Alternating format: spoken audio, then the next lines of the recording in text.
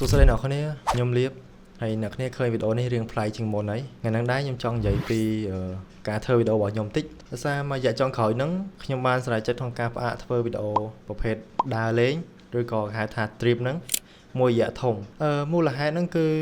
វីដេអូដែលខ្ញុំដើរលេងគឺត្រូវការចំណាយច្រើនទាំងពេលវេលានិងថវិកាដើម្បីបានវីដេអូមួយហ្នឹងសម្រាប់អ្នកគ្នាមើលហើយមួយទៀតហ្នឹងគឺដោយសារតែខ្ញុំមានកន្លែងរកស៊ីផ្ទាល់ខ្លួននៅពេលដែលខ្ញុំដើរគឺខ្ញុំត្រូវការបិទកន្លែងរកស៊ីដើម្បីទៅដើរលេងឬក៏ trip ហ្នឹងឯង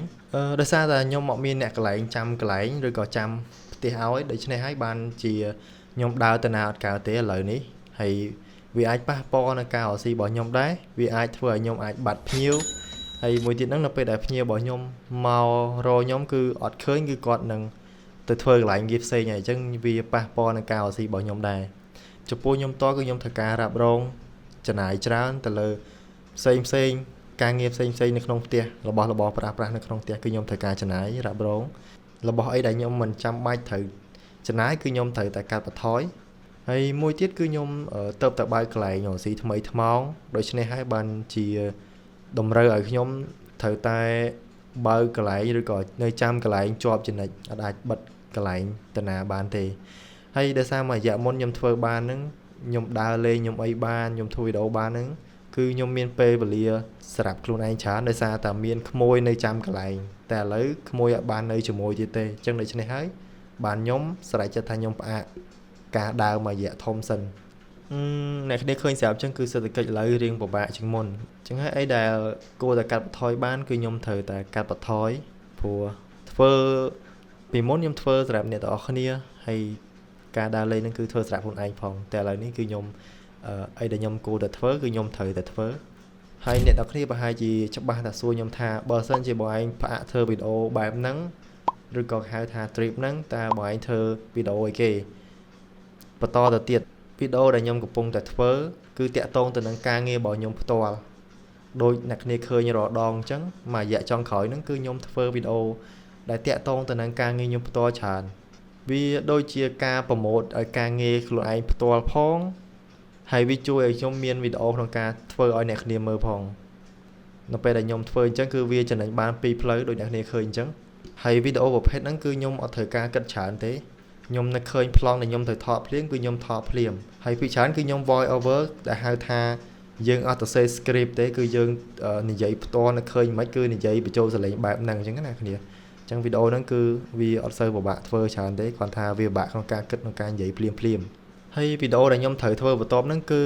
វីដេអូដែលមាន script ដែលយើងទៅសេទុកមុនដែលយើងកត់ទុកមុនវាអាចតាក់ទងទៅនឹងបទពិសោធន៍ជីវិតរបស់ខ្ញុំជាក់ស្ដែងការងារជីវិតរបស់ខ្ញុំជាក់ស្ដែងដែលកន្លងមកខ្ញុំឆ្លងកាត់អីខ្លះខ្ញុំធ្វើការអីខ្លះខ្ញុំអាចនឹងធ្វើតាក់ទងទៅនឹងអាហ្នឹងផ្ទាល់ដោយសារយើងមានបទពិសោធន៍ក្នុងការធ្វើវាស្រាប់យើងឆ្លងកាត់មកស្រាប់អញ្ចឹងអីដែលយើងចែកម្លែកអីដែលខ្ញុំចែកម្លែកគឺវាងាយស្រួលក្នុងការឲ្យខ្ញុំធ្វើវាហើយពេលខ្លះវាអាចមានផលប្រយោជន៍សម្រាប់អ្នកមើលក៏ថាបានដែរដោយតែជាក់ស្ដែងអ្នកគ្នាឃើញវីដេអូហ្នឹងអញ្ចឹងគឺ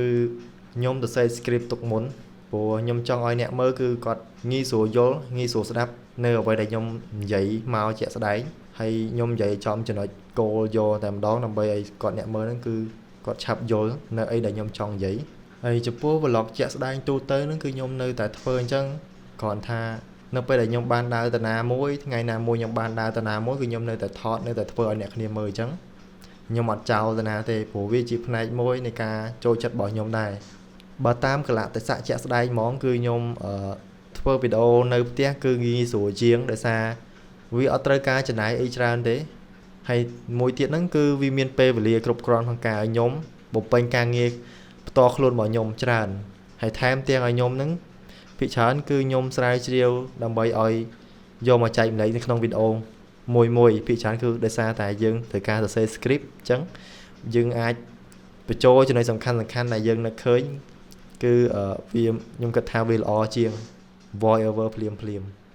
ហើយមួយទៀតហ្នឹងវាធ្វើឲ្យខ្ញុំកាន់តែស្រួលព្រោះនៅផ្ទះក៏ខ្ញុំមានវីដេអូធ្វើដែរវាអត់ផ្ទះថាត្រូវធ្វើមិនត្រូវដើរទៅណាគឺខ្ញុំនៅតែមានវីដេអូឲ្យអ្នកគ្នាមើលអញ្ចឹងចំពោះ platform ឬក៏ហៅថាបណ្ដាញសង្គមហ្នឹងគឺខ្ញុំនឹងផ្ដោតទៅលើ YouTube ច្រើនជាងបណ្ដាញសង្គមផ្សេង ពីព្រោះចំពោះខ្ញុំផ្ទាល់ខ្ញុំគិតថា YouTube គឺមានផលប្រយោជន៍ច្រើនជាងបណ្ដាញសង្គមផ្សេងបើទោះបីជាវាពិបាករកអ្នកមើល viewer ឬក៏ subscriber ក៏ដោយហើយបើសិនជាយើងធ្វើត្រូវគឺមានអ្នកតាមដានច្រើនវាជួយខ្ញុំបានច្រើនអ្នកគ្នា